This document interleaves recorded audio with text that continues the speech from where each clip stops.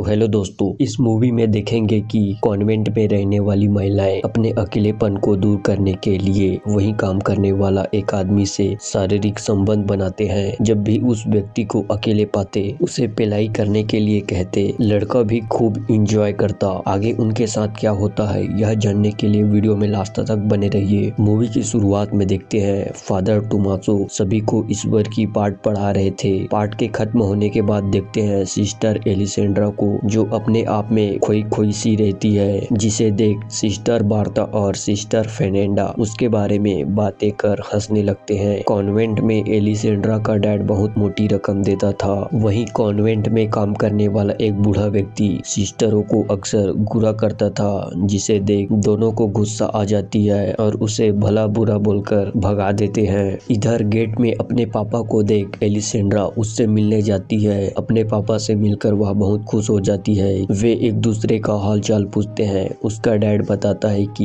लड़के वाले लोग बहुत दहेज मांग रहे हैं, खर्चा बहुत है पर आमदनी उतनी नहीं हो रही है। एलिसेंड्रा कहती है अगर कॉन्वेंट में कम पैसे दिए तो काफी पैसे बच सकते हैं और उसकी शादी भी जल्द हो जाएगी। उसके डैड कहता है यहाँ कम पैसे भेजे तो हमारा परिवार का नाम खराब होगा, शायद ये तुम्हारी किस्मत में ना हो। तुम एम्ब्रॉयडरी में अपना नाम कमा सकती हो, तुम उसमें माहिर हो। जिससे सुन एलिसेंड्रा उदास हो जाती है। उसके पापा फिर अपना ख्याल रखने बोलता है और घर चला जाता है। फेर्नांडा, एलिसेंड्रा और बार्ता बातें करते हुए जा रहे थे। वही काम कर रहा बुढ़ा उन्हें घूरने लगता है, जिससे फेर्नांडा और बार्ता को गुस्सा आ जाती है और उसे भला बुरा बोलते हैं, जिससे देख एलिसेंड्रा को भी गुस्सा आ जाती है कि वह उनके लिए खराब खाना जमा करता है और उसे मारने लगती है। उसे वहाँ से भगा देते हैं। आगे देखते हैं फादर टोमासो एलिसेंड्रा और बाकियों सिस्टर द्वारा बनाए कपड़ों को बेचने के लिए शहर जा रहा होता है। वे उनसे प्राप्त पैसों से कॉन्वेंट के लिए खर्चा करते हैं। फिर देखते हैं फादर टोमासो उस व्यक्ति को काम छोड़कर जाने से रोकता है, मगर वह नहीं मानता कि सिस्टर उन्हें चुप बोलते हैं और सब्जियों से भी मारते हैं और वहां से भाग जाता है। आगे देखते हैं एक बड़े से महल को, जिसमें एक राजा रोज खाना खाते समय रानी को अपनी बातों से पका देता था। उस रूम में रहने वाले सभी उसके बकबक से परेशान थे, जिससे रानी वही काम करने वाली मसेटो नाम के नौकर के साथ उसकी टाका भिड़ी हुई थी। रात होते ही दोनों की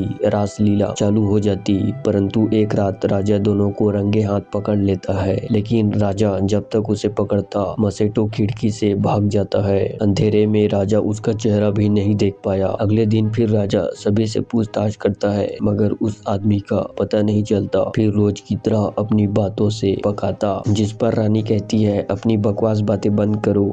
राजा कहता है तुम्हारी हिम्मत कैसे हुई मुझसे जबान लड़ाने की? कल रात जो भी तुम्हारे रूम में आया था जल्द ही उसका कटा हुआ सर तुम्हारे बेडरूम में लटका दिया जाएगा। जिसे सुन मसेटो बहुत डर जाता है। आगे देखते हैं रानी उसे लाइन मारती है और जबरदस्ती चिपकने लगती है, जिस पर मसेटो मना करता है कि कोई देख लेगा, लेकिन ठरकी रानी गुलू गुलू करने में लगी होती है। राजा उन्हें देख लेता है और अपने सिपाहियों से उसके गोटियों को निकाल कर लाने के लिए कहता है। मसेटो फिर अपने गोटियों को बचाकर वहां से भाग निकलता है और वह बहुत दूर चला जाता है। जाते वक्त रास्ते में दिखता है फादर टोमासो की बेचने वाली सारी कपड़े नदी में बह रहे होते हैं। मसेटो उसकी मदद करता है। फादर रोने लगता है कि इसके लिए उसे जिम्मेदारी दी गई थी और उसने सबको बर्बाद कर दिया। मसेटो उसको संभालता है और सभी कपड़ों को उसके खच्चर में रख देता है। फादर टोमासो उसे धन्यवाद कहता है। मसेटो फिर फादर को रात रुकने के लिए पनाह मांगता है, जिससे टोमासो उसे अपने साथ ले जाता है। दोनों फिर साथ में पैक मारते मस्ती मजाक करते हैं। फिर मसेटो अपने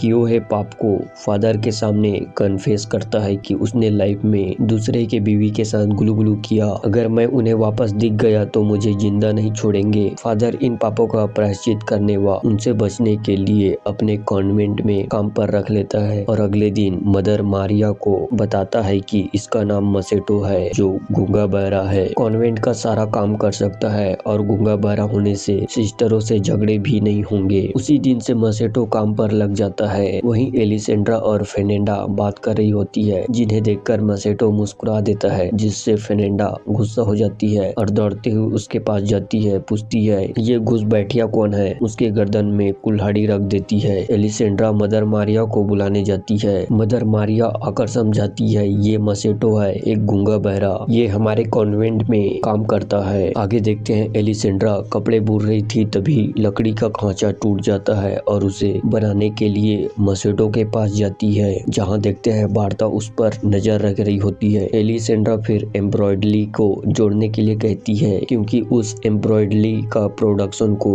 दुगना करने का आदेश मिला होता है। इधर फेनेंडा भी वहाँ पहुँच जाती है और बार्ता से पूछती है कि तुम यहाँ क्या कर रही हो। बार्ता बताती है सिस्टर एलिसेंड्रा को वहाँ जाते देखा, उसके निकलते ही दोनों छिप जाते हैं। फिर देखते हैं रात होती ही मसेटो और फादर टोमासो जाम पीने बैठ जाते हैं। मसेटो फिर अपने पहले दिन के सारे कामकाज के बारे में बताता है और तो और वहाँ के सिस्टरों की भी तारीफ करने लगता है। फादर टोमासो फिर बताता है ये लड़कियां सरफेरी है, बहुत झगड़ालू और लड़ाकू किस्म की है। ये गूंगा बहरा वाला नाटक सिर्फ तुम्हारे बचाव के लिए है और इन सिस्टर से तुम्हें दूर रखने के लिए, क्योंकि ये बहुत चालाक है, तुम पर कभी भी हमला कर सकती है। इधर सिस्टरें भी एलिसेंड्रा के रूम में इकट्ठे होकर वाइन पीकर और मजे करने लगे। तभी फेनेंडा की दोस्त मार्ता उनसे पूछती है क्या तुमने किसी मर्द को कभी छुआ है। दोनों हैरान हो जाते हैं। एलिसेंड्रा कहती है क्या सच में मजा आता है। मार्ता बताती है गुलू गुलू करने में ही सबसे ज्यादा खुशी मिलती है। इसका सुख इतना अच्छा होता है कि कुछ औरतें एक विशेष प्रकार के पौधे से दवा बनाते हैं सिर्फ मर्दों को रिझाने के लिए, ताकि उनकी ठोक बजा के पिलाई कर सके। वार्ता कहती है पर ये तो पाप है। मार्ता समझाती है तब तो तुम इस सुख से वंचित रहोगी। अगले दिन देखते हैं मसेटो काम कर रहा होता है, तभी सिस्टर एलिसेंड्रा उसके पास आती है और अपने एम्ब्रॉयडरी द्वारा बनाए कपड़ों से उसके पसीने को पोंछती है और उसकी मदद करने लगती है और बातें करते करते गर्मी का हुल देते हुए उसके करीब पहुंचकर लिप लॉप करने लग जाती है, जिससे मसेटो वापस फार्म में आ जाता है और उसे वहीं लिटाकर गुलू गुलू करने लगता है। एलिसेंड्रा उस एहसास से काफी खुश दिखने लगी। उसके चेहरे की खुशी को देख सिस्टर फेनेंडा समझ जाती है कि उसने मसेटो के साथ गुलू गुलू किया है और उसे भी पिलवाने का शौक हो जाती है, जिससे अपने दोस्त के साथ मर्दों को रिझाने वाला पौधा ढूंढने लगते हैं। पौधे मिलने के बाद उसका सूप बनाकर पी लेते हैं। वार्ता उन्हें देख रही होती है कि दोनों क्या कर रहे हैं। दोनों फिर उसकी झोपड़ी में जाते हैं और उसके कपड़े निकालकर दोनों गुलू गुलू करने लगते हैं। झोपड़ी से निकलते ही वार्ता उनसे पूछती है तुम दोनों अंदर क्या कर रही थी। वे जवाब दिए बिना हंसते हुए जाने लगते हैं। फिर रात में जाम पीते वक्त फादर टोमासो उससे पूछता है काम कैसा चल रहा है। मसेटो हंसते हुए कहता है काम बहुत धकाधक चल रहा है, आपकी इजाजत हो तो मैं यहाँ हमेशा के लिए रुक जाऊँ। टोमासो कहता है मुझे खुशी हुई कि तुम यहाँ अच्छे से हो, इससे हमारा काम भी आसान हो गया। सुबह होते ही फिर मसेटो एलिसेंड्रा के साथ गुलू गुलू करने लगता है। तभी किसी की आते ही मसेटो बेड के नीचे छुप जाता है, जहाँ देखते हैं बिशप को, जो उनके कॉन्वेंट में चेक करने आया होता है कि सब कुछ वहाँ ठीक चल रहा है या नहीं। मदर मारिया उसे सिस्टर एलिसेंड्रा से मिलवाती है और बताती है कि सबसे ज्यादा एम्ब्रॉयडरी वही तैयार करती है। उनके जाते ही मसेटो चुपचाप भाग जाता है। एलिसेंड्रा फिर रिलैक्स हो जाती है। मदर मारिया बिशप को कॉन्वेंट की टेक्स्ट टाइटल दिखा रही होती है, तभी वार्ता सिस्टर फेनेंडा के बारे में बात करने लगती है और वहीं बड़बड़ाती है, जिसे देख मारिया उसे बाहर लेकर जाती है। टोमासो इस हरकत के लिए उससे माफी मांगता है। आगे देखते हैं वार्ता मसेटो को अकेले देख उसके मन में भी गंदे विचार आने लगती है और मर्दों को आकर्षण करने वाली पौधों से सूप बनाकर पी लेती है। इधर एलिसेंड्रा को पता चल जाती है कि मसेटो बोल भी सकता है। एलिसेंड्रा उस पर गुस्सा हो जाती है, जिस पर मसेटो उसको बता ही रहा होता है। तभी वार्ता उसके पास आ जाती है, जिससे एलिसेंड्रा वहीं छुप जाती है। वार्ता फिर गुलू गुलू करने लगती है। फिर देखते हैं किसी और के आने की आवाज सुन वार्ता भी वहीं छुप जाती है। वहीं एलिसेंड्रा को देख वह पूछती है तुम यहाँ क्या कर रही हो। एलिसेंड्रा कहती है बस यही घास बीन रही थी। जहाँ देखते हैं फेनेंडा उसे किडनैप करके अपने साथ ले जाती है। दोनों फिर उसका पीछा करने लगती हैं। वे उसे जंगलों के बीच ले जाते हैं, जहाँ मसाल जलाकर बहुत सारी महिलाएं निर्वस्त्र होकर डांस कर रहे होते हैं। मसेटो को वहीं बांध दिए होते हैं और उस पर जादू टोना करने लगते हैं। तभी वार्ता भी उनकी पार्टी में शामिल हो जाती है, पागलों जैसी हरकत करती है। फेनेंडा हैरान हो जाती है कि वार्ता यहाँ क्या कर रही है। एलिसेंड्रा फिर फेनेंडा को लेकर वापस कॉन्वेंट चली जाती है। वार्ता कॉन्वेंट में पहुंच सबको इस बारे में बताती है, बड़बड़ाने लगती है। बिशप उसकी हरकतों को देख मदर मारिया के पास जाती है, जहाँ देखते हैं उनकी और फादर टोमासो की पहले से ही रासलीला चल रही थी। सभी उन्हें घूरने लगते हैं हैं। अगले दिन बिशप फिर बार्था की उस हरकतों को देख मुकदमा दायर करता है और सजा के तौर पर 1 साल का उपवास रखने के लिए कहता है। उसे सिर्फ एक टाइम का खाना मिलेगा। सभी को बारी बारी से की हुई गलती के खिलाफ मुकदमा दायर करता है। उसके सुनाने के बावजूद टोमासो